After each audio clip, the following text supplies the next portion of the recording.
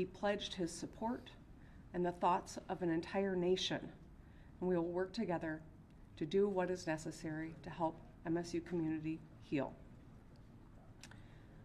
We're all broken by an all too familiar feeling. Another place that is supposed to be about community and togetherness, shattered by bullets and bloodshed. We know this is a uniquely American problem. Today is the 5th anniversary of the Parkland shooting.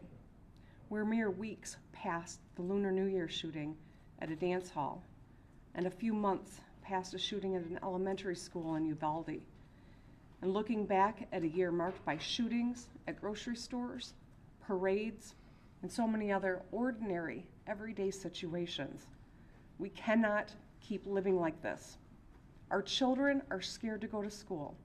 People feel unsafe in their houses of worship or local stores. Too many of us scan rooms for exits when we enter them.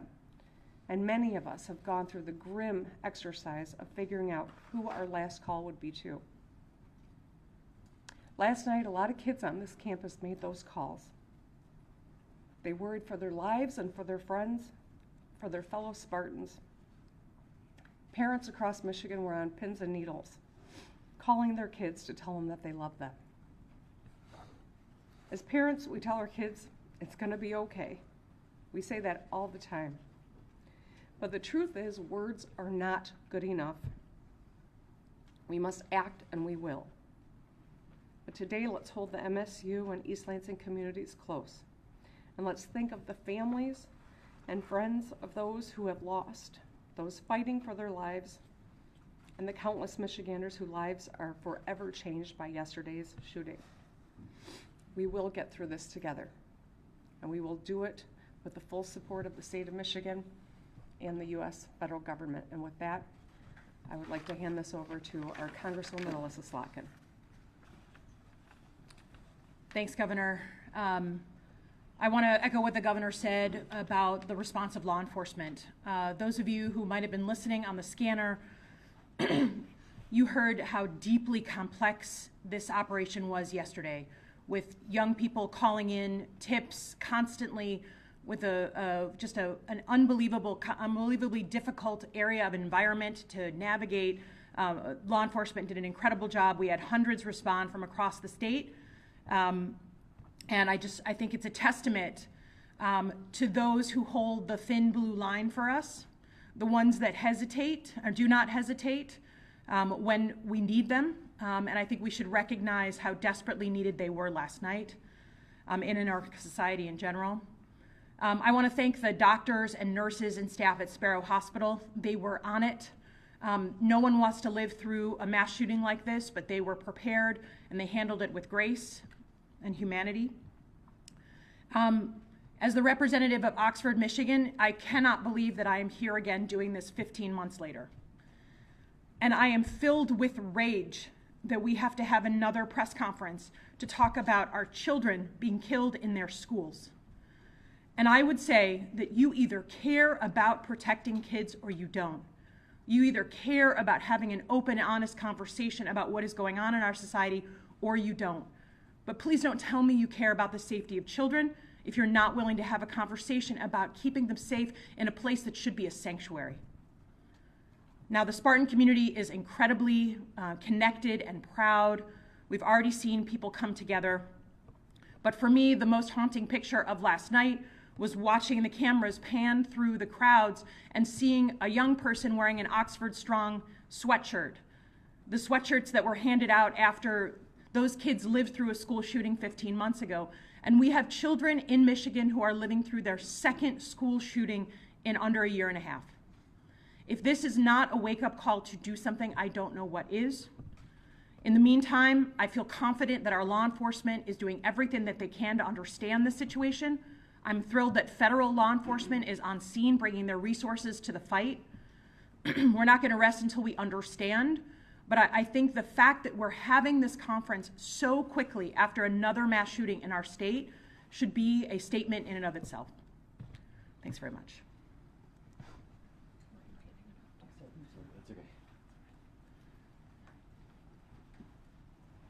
Well, on behalf of the community, I'm Mayor Andy Shore, Mayor Ron Bacon, East Lansing.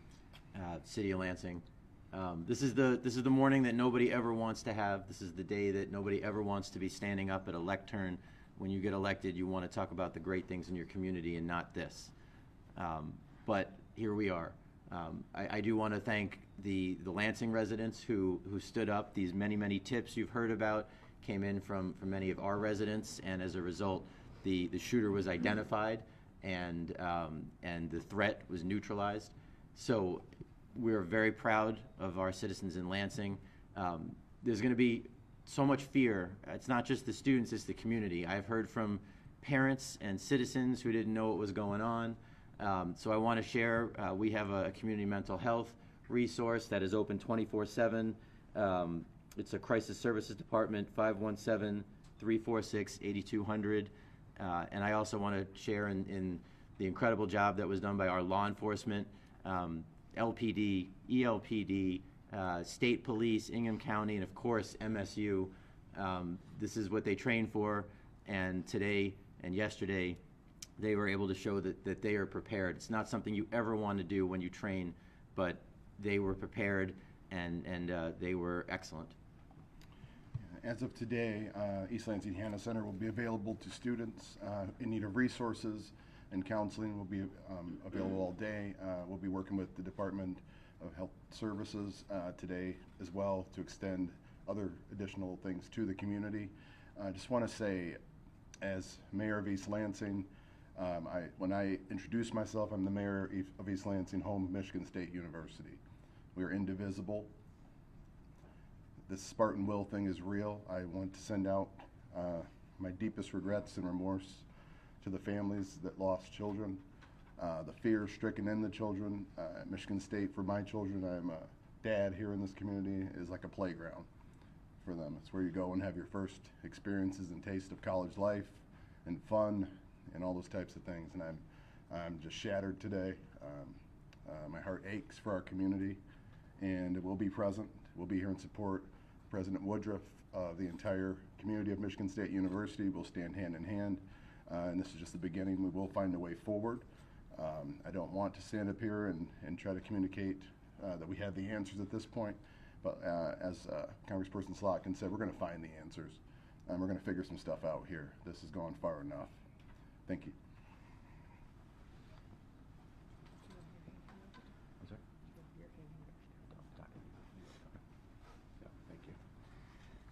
Good morning, everyone. I'm Dr. Denny Martin. I'm the interim president and chief medical officer at Sparrow Hospital, Lansing.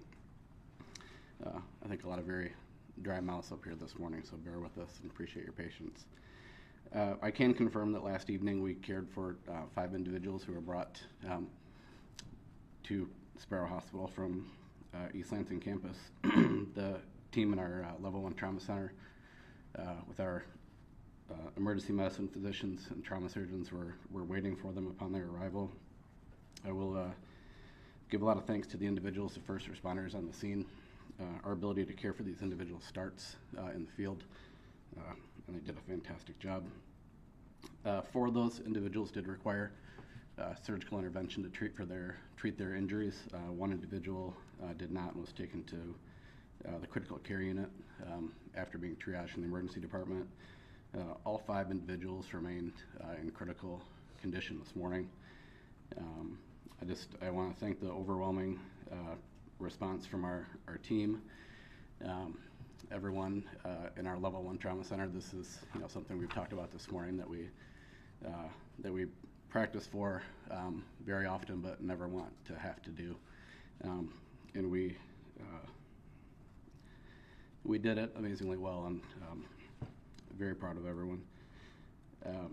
The team was led by our emergency department physicians, again with our trauma surgeons, but can't forget we had general surgeons, cardiothoracic surgeons, neurosurgeons.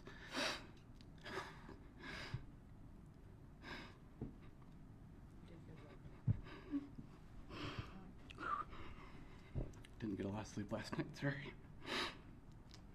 So many people that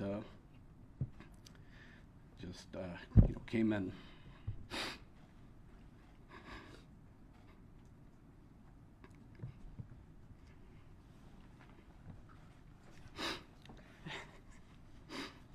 We received a lot of texts that were just, you know, I'm on my way, just within people showing up. Where do you need me?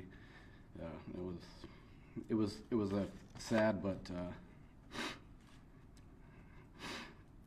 very proud night for all of us here. So I can't speak to anything about the identity of the individuals, but I'm sure we'll have some time for questions afterwards. But again, everyone is in critical condition at this time, but you know, actively being cared for by our team at Sparrow. So thank you all. Good morning. My name is Teresa Woodruff, and I serve as the interim president here.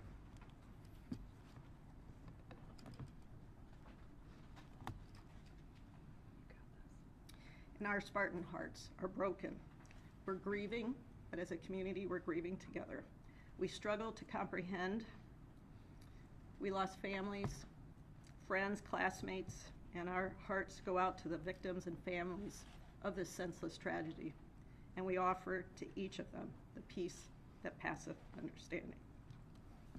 We continue to think for our medical professionals at Sparrow, and we know that they are taking the best care possible of our students.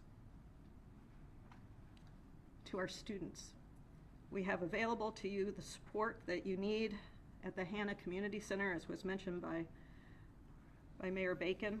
This includes counseling and psychological services, as well as employee assistance programs for our faculty and staff. And we're deeply appreciative to the governor for reaching out directly to President Biden and for the offer of additional mental health services for our community. As a university, we also thank our law enforcement colleagues, both here and in multiple jurisdictions, who responded immediately and continue to protect our community today and each day. I want to thank the staff who are on campus today. MSU is on modified operations, which means we're on essential personnel only for today and for tomorrow. And those staff who are here to support our 17,000 students who are on campus and our 50,000 students across this great university, we thank you. I also thank directly our students, faculty, and staff who complied with the request to shelter in place for hours at end without knowing exactly what was happening. We thank you for your courage to maintain that shelter, which allowed our law enforcement to take the actions that they did. We ask each of you to honor your feelings and to take care of yourself and each other, and together we will come back more resilient than ever and more ready to face what is needed in this society, which is the courage of all of us to ensure that this never happens again.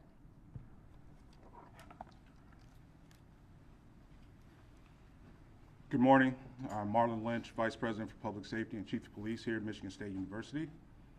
You've heard by several people in regards to the response of first responders last night. Their work continued through the night, processing crime scenes, obtaining additional statements, additional evidence, tireless work hours. We're not only bound by our duty, but a large percentage of us are invested in our community. We went to school here, we have children here, we have family. This is us. This is part of us. These partnerships are great. Our processes will continue with this. We will continuously be joined by our partners as we are here today with the FBI, the state police, as well as Lansing Police Department in East Lansing. And I hate to even go down the list because there's so many agencies that responded last night, continuously responding and asking how can they help. And it was all in a timely manner, very timely with that.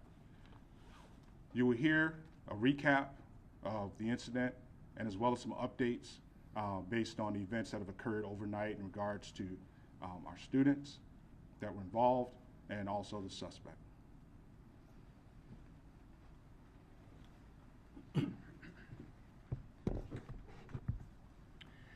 Good morning. Deputy Chief Chris Rosman with the Michigan State University Police and Public Safety. As you can tell, this has been a long night for a lot of us. We have been committed from the beginning to being as transparent and getting as much information out as possible. And we're going to continue to do that throughout the day and as this investigation moves forward. I'm going to start with a brief recap of the incident yesterday. This tragic situation unfolded shortly before 8:30 p.m. The first call that we received was from Berkey Hall. Berkey Hall is an academic building on our northern campus that borders downtown East Lansing. Initial calls reported shots fired in that building, and there was a absolutely overwhelming police response to that initial call. We had officers in that building within minutes, and in that building they encountered several students who were injured. We can confirm that 2 of the deceased were in Berkey Hall, along with several of the victims. While the officers were managing that scene at Berkey Hall, we began receiving additional reports of another shooting at the MSU Union building just to the west of Berkey Hall, right on the corner of Abbott and Grand River. Officers redeployed to that location, where we did locate 1 additional victim. We do have 3 total deceased and 5 victims at the hospital. We can confirm that all 3 deceased were MSU students. We can also confirm at this time that all 5 of the injured victims at the hospital were also MSU students. We will release the names of those students later today, once we work through some notifications and make sure that the family's aware that we're going to release those names. The suspect in this case was located at approximately 11:35 p.m.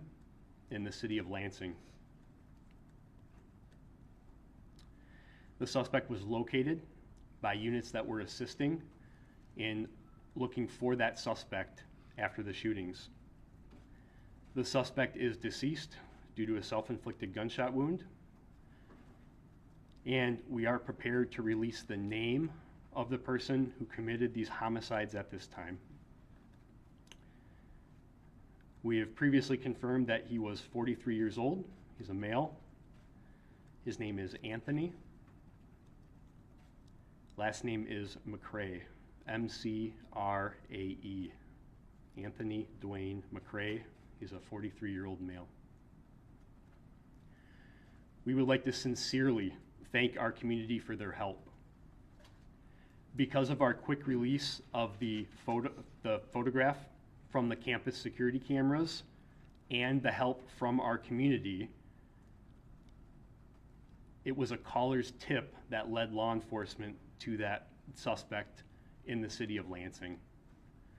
We cannot thank the public and the community and the person who called in that report enough for being observant, for following our messaging, and for being vigilant and contacting us immediately.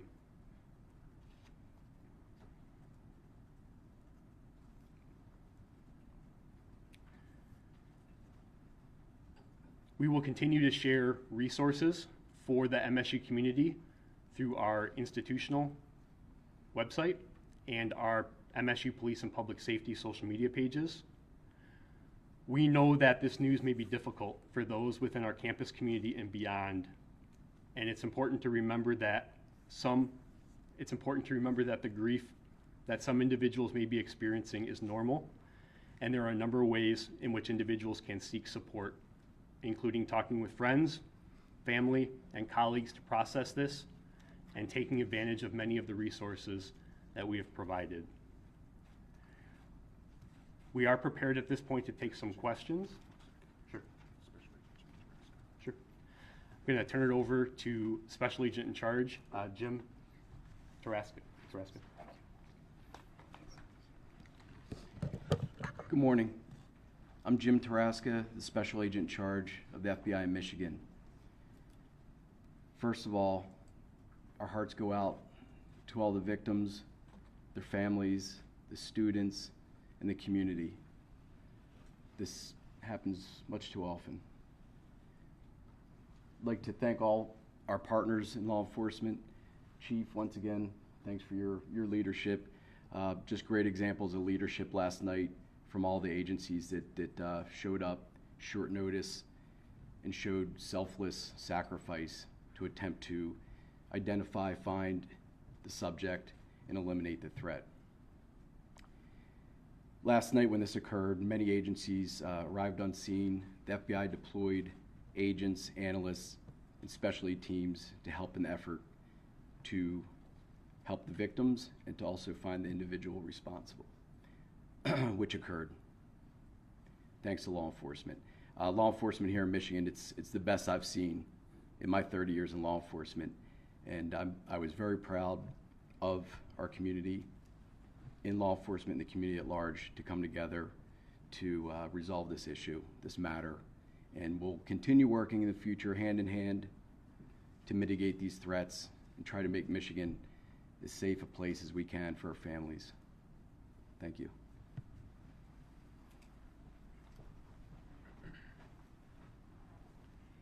So I think we are prepared to take some questions now. Again, I do have to reiterate, this is still fluid, it's still ongoing. There are still crime scenes that are being processed, and we still are in the process of putting together the pieces to try to solve, to try to understand what happened and why it may have happened. So we're still working through that. So we will go ahead and take some questions at this time. For 7, Deputy Chief, can you discuss at all? Hold on. Potential Go ahead right there. Thank you. There was a large police presence on a home on Creston Avenue and East Howe Avenue in Lansing. Was that the suspect's home? So I can't confirm the actual location or address. Okay. We are aware that there was a search warrant executed on a residence that was connected to the suspect in this case. We're not prepared to share that specific location at this point. Do you have any information on the firearm and whether it was registered to the individual suspect was using it? So at this point, we have no additional information on the actual weapon that was used in the incident. Those are things that we will continue to process and look at today as part of our investigation. Did you recover the weapon?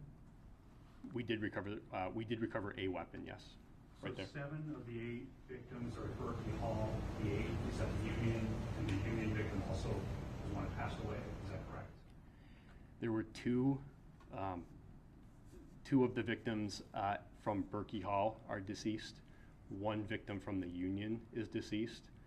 There are 5 additional victims that are at Sparrow Hospital. I cannot confirm where all 5 of those victims, which building they were in. I believe most of them were from Berkey Hall, but I can't confirm that. I'm going to go right there. Yes. I understand the first, you said officers arrived shortly after the 8:30 call, but in the second building, can you describe the timetable of what it took to get to the MSU Union building? Because officers were already within a distance of where it's happening. Yeah, the MSU Union is within very close proximity to Berkey Hall. It's within walking distance. I would describe it as less than a block to the west of Berkey Hall. All indications at this point point to the fact that the suspect exited Berkey Hall and walked over to the MSU Union. When those calls initially started coming in from the Union, we were able to quickly redeploy resources to the Union, and the suspect actually quickly fled that building. He was not in the building for that long. So when you say redeployed, how much of a timetable is between that? I can't get into specifics on the time frame right now, but that will be part of the investigation that we'll look at is the time between those 2 incidents. Right there. Has the suspect had any previous interaction with law enforcement? So that's part of our investigation today, is to look at the suspect, his background, his history. Those are things that are occurring with our state and federal partners right now, who have really taken the lead on helping us with identify the suspect, especially since that incident did occur off campus. But those are things that we're looking at today, and those will be integral to the investigation. In the back room. Deputy Chief, can you shed any light as to the why this happened, what his motive was, why he chose Michigan State? You know, we had the same question last night, and we have the same answer this morning. We have absolutely no idea what the motive was at this point. We can confirm that the 43-year-old suspect had no affiliation to the university. He was not a student, faculty, staff, current or previous. So that's an unknown right now, and that's what we're trying to understand is why this incident occurred. I know everybody wants to know what the motive is. We don't have an answer right now, and that's the honest truth. Was anything found inside of his home that might help with that? I can't comment on what was located in the residence as part of that search warrant, but that is part of the ongoing investigation. Last week, several schools in Memphis and other schools across the state were shut down for active shooting, which was determined to be a hoax. Have you determined if there's any connection to that at this point? So I won't get into that in detail. Obviously, we're looking at the possibility of any connection. What I will say is there doesn't appear to be initially. But those are the type of things that our state and federal partners are really going to look at. But initially, it does not appear that there's any connection. In the back right there. Blue. I understand that police made contact with the suspect before he shot himself. Can you explain what that contact was and what was the time frame? So I don't have any additional information on the sequence of events when law enforcement contacted the suspect. There was a tip called in from an alert citizen that reported the suspect. That call was dispatched to resources that we had deployed in the field. We had so many police officers on campus. As part of our unified command structure, we started deploying resources off campus in order to respond to reports just like this. And the responding officers encountered the suspect. And I can't comment more on that actual interaction. That is being investigated by the Michigan State Police right now. Does Mr. McRae live in this community first, and then also for the medical personnel here? Can you tell us anything more about the extent of the injuries of the five? I'll start with that, and I'll turn it over to the doc.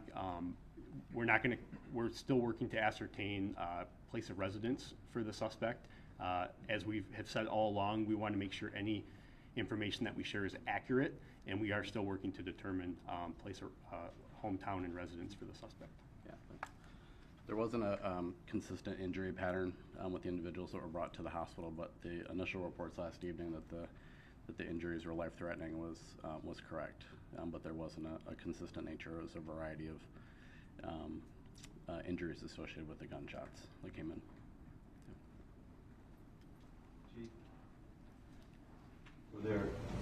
Were there any other weapons recovered on the suspect or around the suspect after he took his own life? Weapons and/or ammunition? So again, I can't comment on that specifically. That will be part of the investigation. That scene that occurred is being investigated by the Michigan State Police. And I can't comment on what evidence was recovered at that specific scene. But you did say that you recovered one weapon. We do have at least one weapon, yes. Used in the incident on the campus? That's part of the investigation, and we'll work to determine that. We'll take one more question. We'll do two. We'll go to slide in. Regarding the timing of the tip, roughly you came out at around 11 o'clock shortly thereafter with the first news briefing and release attention. The suspect was encountered before midnight, so this tip came within minutes of you guys releasing this photo. Can you clarify? Yeah, no, that's absolutely correct. As soon as during this incident, when it was ongoing, and you can imagine the number of moving pieces, we had MSU police and public safety investigators reviewing surveillance footage, and they quickly determined that we had a picture of the suspect, and we quickly disseminated that publicly. And you are correct, it was shortly after we released it that he was recognized by an alert citizen. And so the time frame was pretty quick after we released it. So we commend the community and the citizen that called that in, and that was exactly what we were trying to achieve by releasing that picture, was to generate immediate tips for this person that was mobile, that we had no idea where he was at that point. And if I may, did any of the victims or anybody that might have been in proximity say if the suspect said anything or just came in shooting, or can you clarify at all how it transpired? So that'll be part of the investigation in terms of what the suspect did or said. There are numerous witnesses that we have interviewed, and we will start to put those pieces together and see. But I don't have that information right now in terms of if the suspect said anything when he committed these heinous crimes. Thank you. In the back, that's How long will resources be provided to students on top of, will there be any extensions on school delays and school activities? Well, we will provide the resources the students need for the time period they need, and again, we thank the federal government for their response. We will be in modified operations for the next 2 days, and then we will move into a period where classes will be canceled until Monday morning, but campus operations will resume. Can you ask this medical staff one other question? One more We from the understand that the patients are still in critical condition. Can you tell us what their prognosis is for recovery? It's still very early on. You know, this is injuries occurred just over 12 hours ago, so their conditions are evolving. Again, I'll say that they're all absolutely in a critical condition, but there's varying degrees of that. But I think it's just too early. It's too early on in their course to give any kind of prognosis at this point.